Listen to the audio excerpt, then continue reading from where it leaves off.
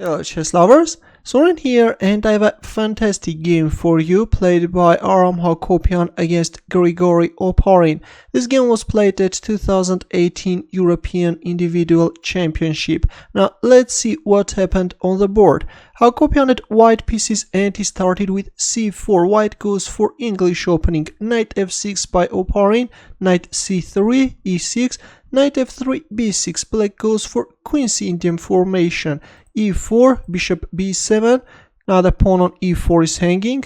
Queen e2 was played, a move which Grigoriy chose in several of his games, and in order to avoid being squashed by a massive center, Black responded with c5. Now comes e5, knight g8, d4, and c takes d4. At 1974 candidates semi-final, in a game played between Grigoriy and Petrosyan, instead of c takes d4, Petrosyan went for bishop takes f3, after which the game went on in the following move order, and finally Grigoriy managed to win the game. But in our game we see c takes d4, which is nowadays considered to be the best continuation. Knight takes d4 was played, knight c6, we see the exchange of knights on c6 square, and h4. White wants to activate his rook as soon as possible. f6, Black is trying to get rid of this powerful wedge on e5 square. Rook h3, f takes e5, and queen h5 check. White is forcing Black to play g6, thus is creating weaknesses in Black's king side. Queen takes e5, queen f6. White rejects the offer of exchange of queens, and right now already there are some threats. At any moment this bishop can jump on g5 square, the rook can come, or knight d5 can be played. Queen f5 was played, and after g4 the queen retreated back on f7 square. But actually after queen e2 it was better to play queen f7 straight away. If bishop d2 then knight f6. But in our game we see queen f5, and only after g4 queen f7 was played. Bishop d2, bishop g7, and knight d5. White is using the fact that the pawn on e6 is pinned and already is threatening knight c7 check.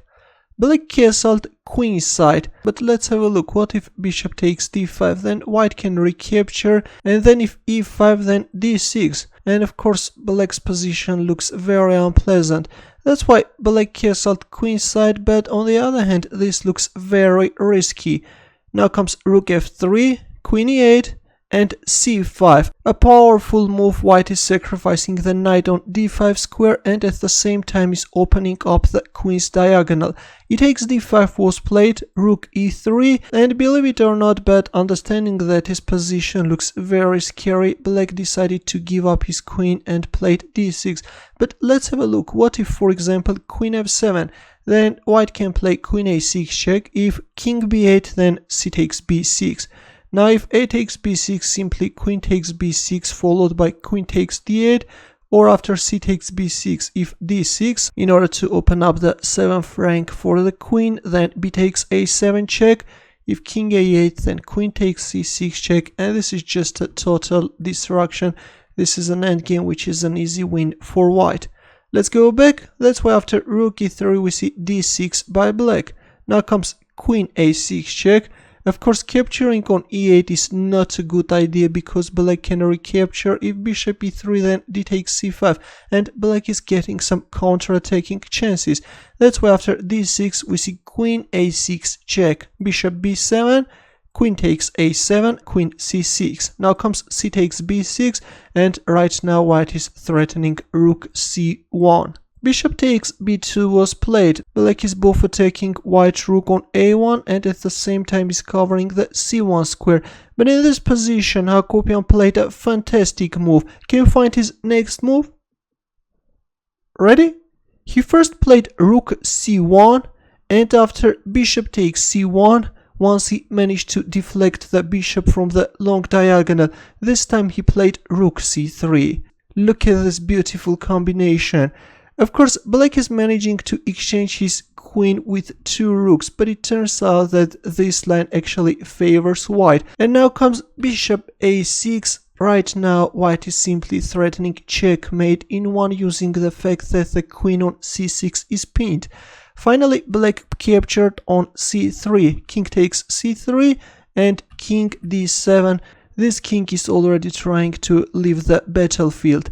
Of course, black can't capture on a6 because of this queen c7 checkmate. That's why king d7 was played, and white is simply grabbing the bishop on b7. King e6, bishop b5, king f7, bishop d7, rook a8 and a4. Now together with this powerful two passed pawns, white will simply finish off black.